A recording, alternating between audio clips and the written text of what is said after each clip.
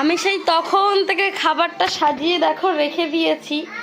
ও হুট করে এসছে, ঠিক আছে, ওর আজকে বার্থডে, আর ও এসে এখনো তোমাদের সাজুগুজু করছে। এই যে এটা হলো আমার বড় দিদি, যার 1 বছর হয়েছে বিয়ে হয়ে গেছে। আমি আগেই করে নিয়েছি বিয়েটা,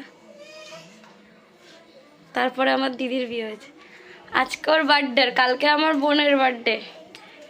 সেই ব্লগটাও তোমাদের সাথে শেয়ার করবো। আমার দিদিকে কেমন লাগছে বলবে, ও এমনিই খুব সুন্দরী। আরে এই দেখো আমার সোনা বাবা, এই দিল রে তোর খাবার। ও তখন থেকে ওর মাসিকে ডাকতে যাচ্ছে, মাসি খাবে আসে গো। ওর মাসিকে দেখে জাস্ট অবাক হয়ে গেছে। ওরে বাবা রে, সবাই আমার দিদিকে হ্যাপি বার্থডে উইশ করো। ও দেখো দুষ্টুমি করছে এখানে।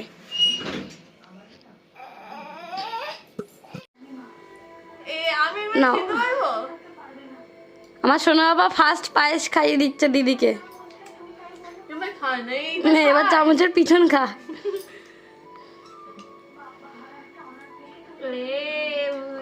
এই গরম, ভালো ভালো না? আচ্ছা, ও মিষ্টি পছন্দ করে না, ওই জন্য ভালো না। তো একটু ঝালটাতে তাও ভালো লাগবে।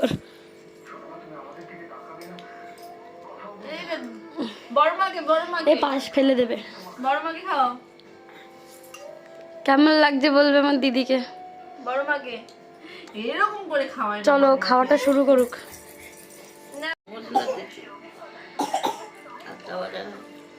বেশি কিছু আয়োজন করতে পারিনি, সবাই কিন্তু ওকে হ্যাপি বার্থডে উইশ করবে। তুই সবাইকে থ্যাংক ইউ বলে দিস কমেন্ট করে।